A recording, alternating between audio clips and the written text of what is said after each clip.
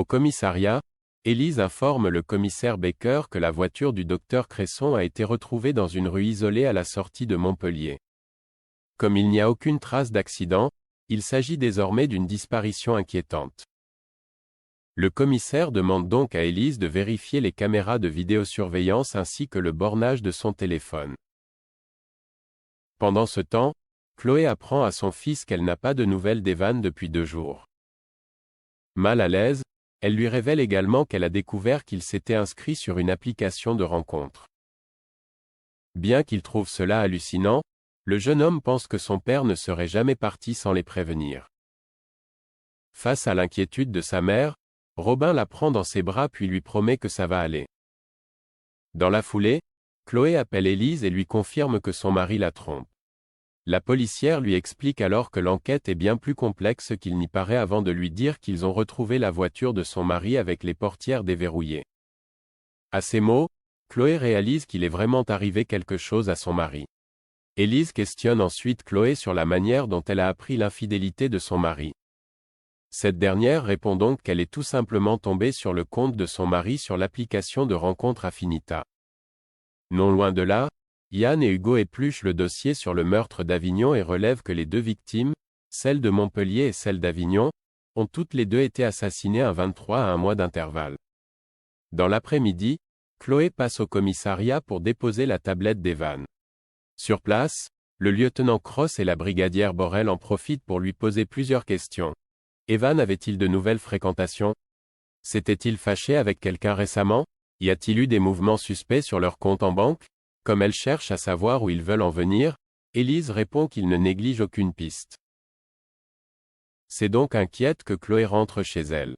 Lorsque Robin demande si elle a eu des nouvelles de l'enquête, Chloé répond que la police a retrouvé la voiture d'Evan à la sortie de la ville et que les enquêteurs la tiendront informée dès qu'ils auront du nouveau. Convaincu qu'il est arrivé quelque chose de grave à son père, Robin craque. Une fois qu'elle l'a enlacé, Chloé promet qu'ils vont le retrouver. Au commissariat, le commissaire Baker fait le point sur l'enquête avec ses équipes et ils ont compris qu'Evan n'était pas inscrit par coïncidence sur la même application de rencontre que les 2 victimes tuées par le tueur en série. Tandis que le commissaire Baker craint qu'il ne soit déjà mort, Hugo affirme que c'est impossible. En effet, la victime de Montpellier et celle d'Avignon ont toutes les 2 été tuées un 23 et à 1 mois d'intervalle. Selon lui, Evan est donc toujours en vie et ils ont 22 jours pour le retrouver. Alix veut reconquérir Nicolas. Au petit matin, Alix se rend au commissariat pour retirer sa plainte. Elle fait alors croire au lieutenant Cross que quelqu'un lui a déposé les œuvres de Tushido devant sa porte 2 jours plus tôt. Une version que le policier peine à croire.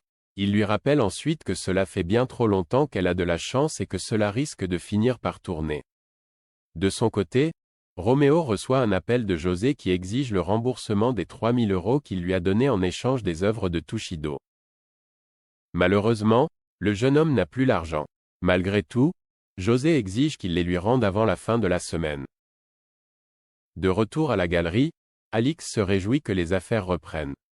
Elle a d'ailleurs une cliente qui l'appelle pour mettre une option sur une photo de Tushido.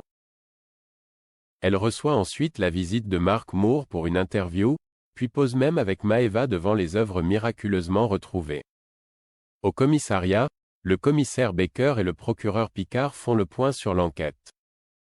Comme l'assurance a confirmé qu'elle ne dédommagerait pas Alix, Baker et Picard trouvent étrange que la galeriste ait retrouvé les photos sur le pas de sa porte. Selon eux, il s'agit d'une fraude à l'assurance.